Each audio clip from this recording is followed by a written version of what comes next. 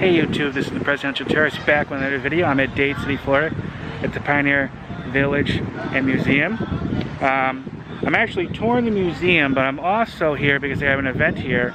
It's called the Raid on Renault II, a World War II Living History event. They have a battle reenactment. The Germans have been spotted bringing up a railway gun in order to shell advanced Allied positions. The Raid on Renault I, the Allied forces encountered fierce resistance outside the town of Renault. In Raid on Renault II, Allies and Free French fighters launched a full-fledged attack to liberate the town and capture the railroad station. This event is going to feature a battle reenactment, which is happening soon at 2. Living history displays portraying the French resistance, Allies and Axis troops in Europe, civilian home front, and much more.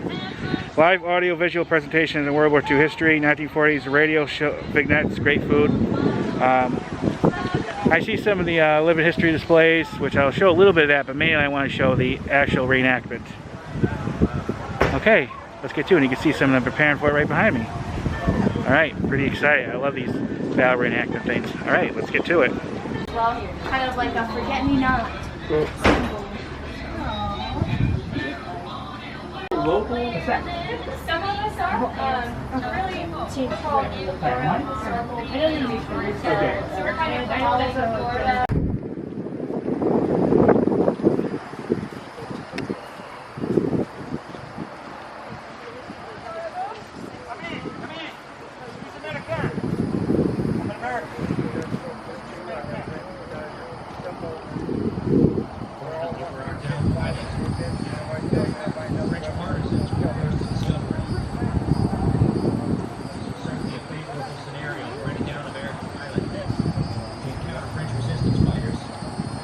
It's like a downed American pilot, and he just got found by the French resistance.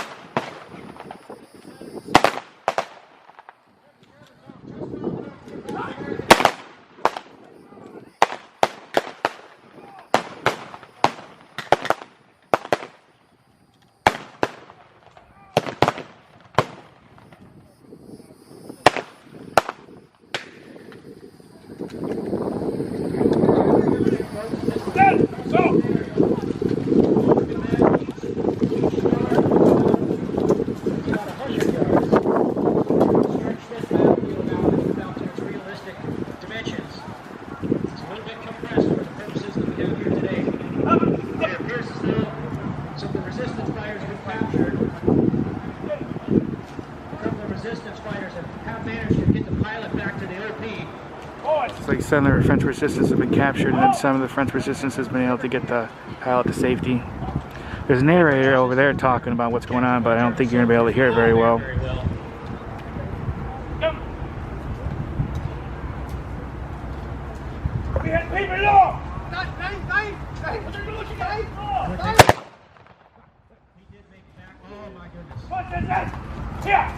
Good thing for our down pilot. He made it back to the UP.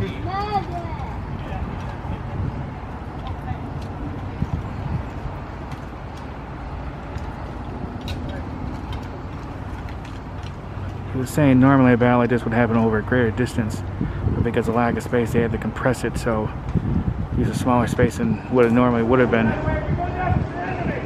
a battle like this. I believe this is a fictional battle.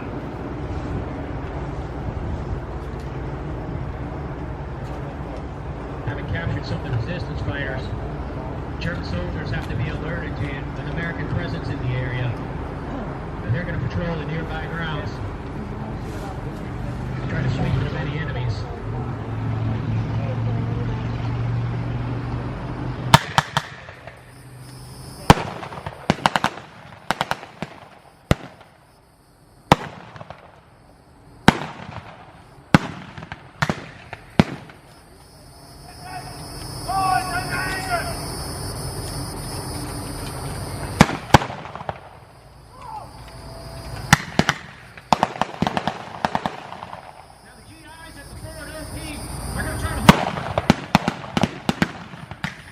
It looks like they're engaging some of the American soldiers now. German ones.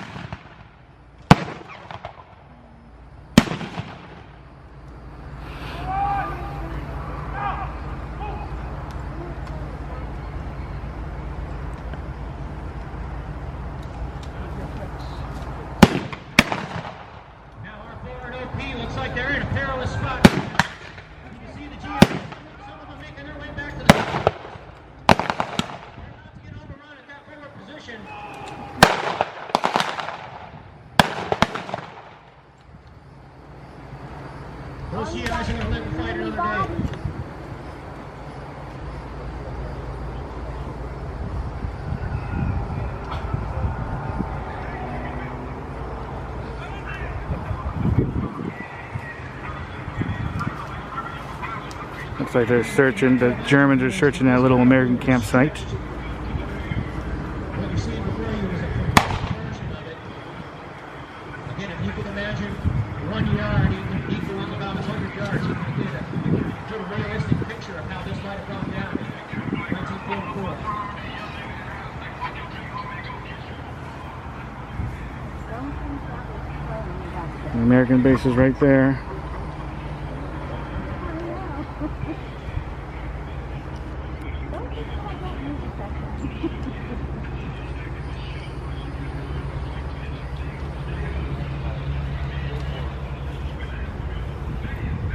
I've never been to this reenactment, so I wasn't exactly sure where's the best place to stand and film this for you guys.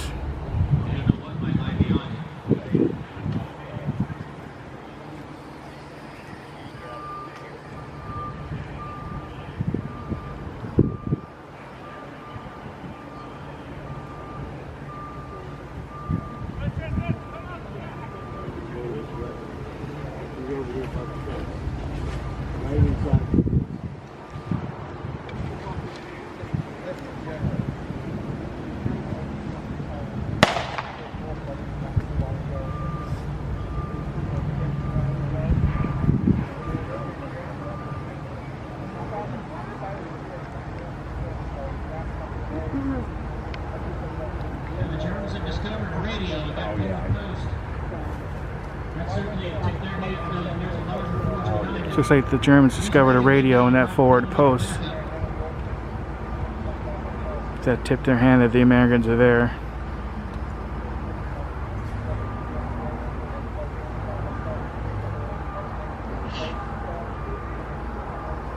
You see some movement over there to the left.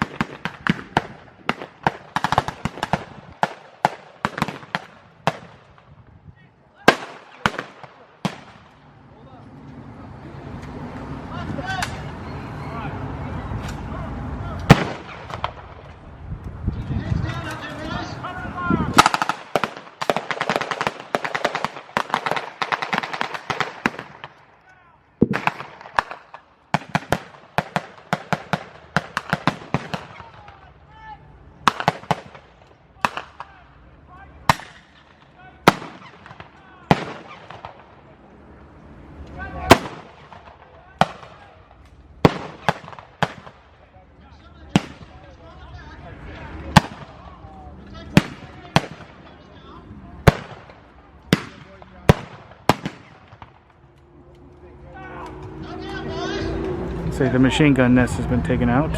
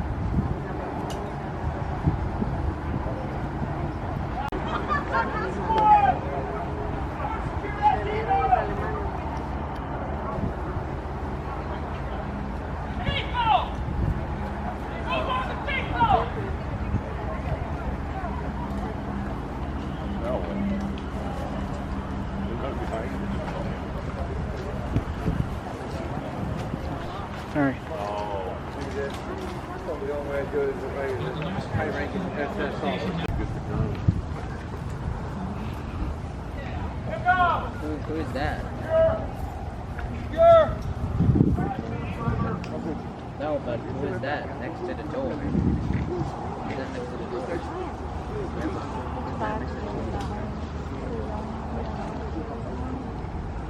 What are they doing there? What are they doing in the building? So that this arming the train?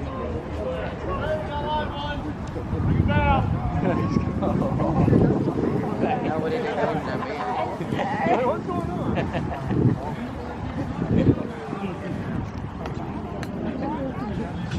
Oh, They got the camera. And then see a man with a hat, black hat. Right next to the door. Hey, close the gun. Let's get out. I don't know. I didn't hear that. Cookie! Where's that a cat?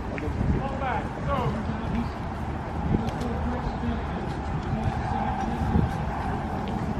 That was a very great thing.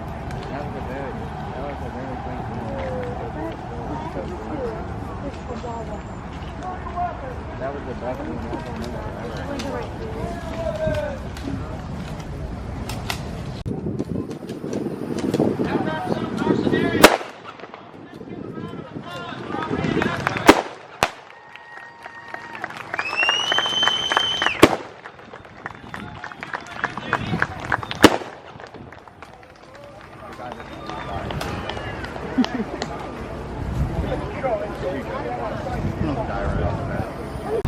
Just heading down to what I think was supposed to be the German camp. And I'll show you the American one in a bit.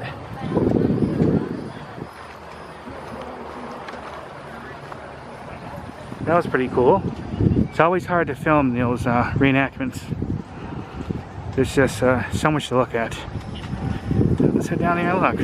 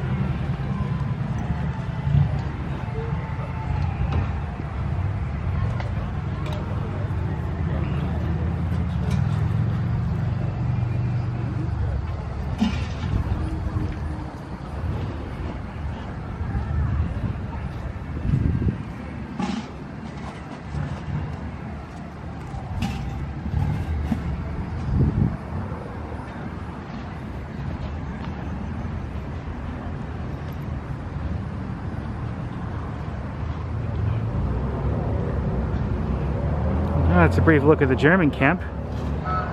Let's head over to the American camp. Alright, here's a quick look at the American camp.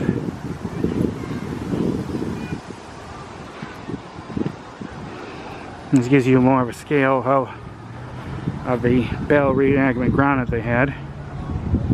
I was like way down there by that one tree.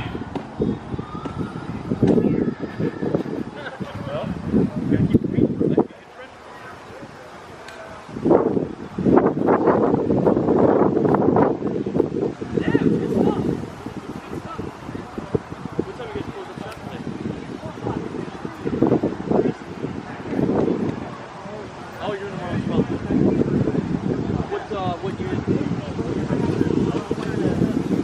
January.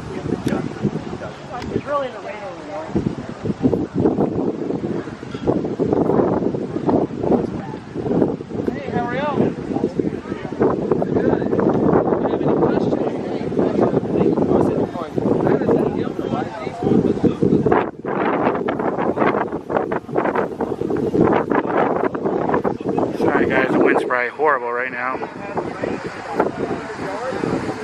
Basically, they were finding a way to, they developed a hand grenade that was more powerful than you could actually toss.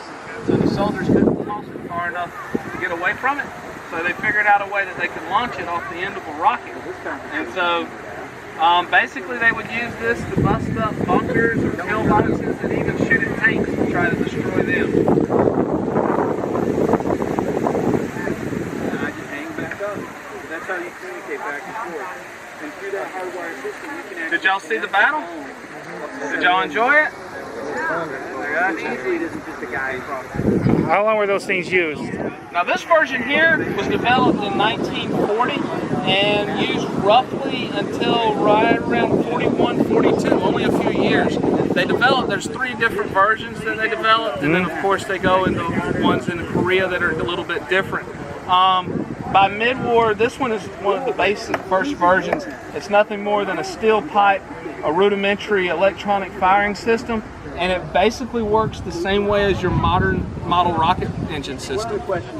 You just have 2 electrodes in the back. You hook it to 2 electrodes coming off the end of the rocket. There's no safety. Once it's wired up, the connection is made, you're good to shoot it off. It has, like I said, a range of 300 yards. Most effectively, though, it used between 100 and 200 yards. And it would fire the M1 rocket here, which had a more powerful hand grenade that they were not able to throw at the distance. But what the troops learned the hard way is it really wasn't effective against German tanks. So they learned to actually bounce these rockets off the ground, and you could come up and hit the tank in the underbelly. And therefore, where the armament was not up under the lip of the front of the tank where it was the weakest, that was a way they found to destroy the tank from underneath. It was a lot more popular and a lot more effective in the Pacific theater, where they're coming up against Japanese pillboxes and also against German MG positions and sandbag positions as well across Europe. How are they different from, say, they used in Vietnam? By the time Vietnam come around, those systems were one fire type system. With the law, it was, you know, you shot it one time and then basically it discarded. This was a multi-use system. It took a 3-man team. One man would carry the rockets here, another man would provide cover, and then you would have your bazooka gunner as well. As I said, they developed multiple versions of this throughout the war. Eventually they got it down into a 2-piece version that they would use through Korea. The M1B rocket launcher would come in 2 pieces, make it easier to carry. Then you could snap it together, bring it up on your shoulder, and then fire it like that as well. How heavy was that? This weighs 15 pounds without a rocket in it.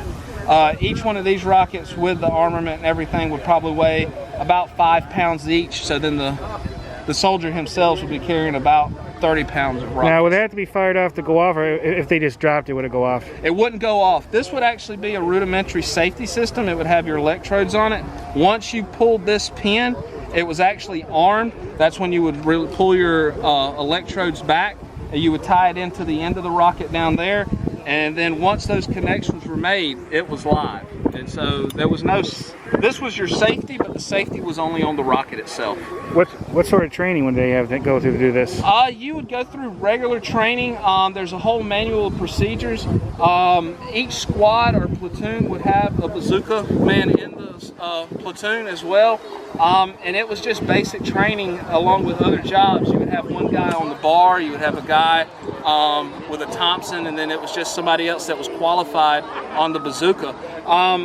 Anybody could get qualified on it. It was not much to it. You just had to have a good shot and a good aim, and you were basically assigned the job. Being a relatively simple electronic system, it was still worked on though by the Signal Corps guys, because they worked on all electronic stuff as well too throughout the war. But mainly it was just manned by a 3-man squad that was assigned to another larger platoon as well. If you had training on it, everybody would go through training on it, but then you would just have one guy that would be assigned the bazooka. Now, is there like a battery pack? The batteries would fit here in the bottom. In the side of the electronic system, you have a compartment here Your spare battery would go here, and your active battery would go here as well. Now, what kind of battery would you use? I'm assuming it's not something you could just picked up at a regular hardware store. It would be similar to our common C-cell, D-cell batteries that we have today. It's roughly the same batteries that we use in the EE8 telephones over there as well. And then also that was another thing that they discovered with the rudimentary electronic system, the batteries would go out pretty quick too. And so that's why you always carry the spare with you as well. All right, cool. That's very interesting. What's your name? My name's James. J.R. Carter. I'm with the 61st Signal Corps group out of Valdosta, Georgia. All right, cool. Thank you. Very interesting. All right, I think that's it. I'm going to be pretty quick because this wind is going to be brutal with you guys listening. But here's the sign you see when you come into the entrance. I had a pretty fun time here stopping at, I saw the Battle Reenactment, which will be a separate video, and then I filmed the museum, which will be in a separate video, so you'll see two of them. So you might see this video in two different videos. So I might do this as the ending for both. But the Battle Reenactment was really cool. Everyone was super nice. And everyone that worked here at the museum that I talked to and everyone else I met was super nice. I enjoyed myself. And I'm definitely going to have to come back again to this museum. All right. Time to get on to the next adventure. All right. Bye, everybody. Bye. Oh, say, can you see by the dawn's early light what so proudly we hailed at the twilight's last gleaming, whose broad stripes and bright stars through the perilous fight o'er the ramparts we watched were so gallantly streaming, and the rocket's red glare, the bombs bursting in air, gave proof through the night that our flag was still there. Oh, say does that star-spangled banner yet wave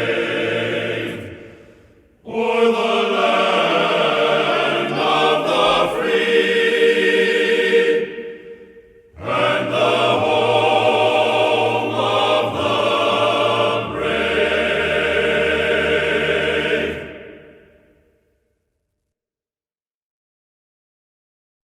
Oh, say, can you see by the dawn's early light what so proud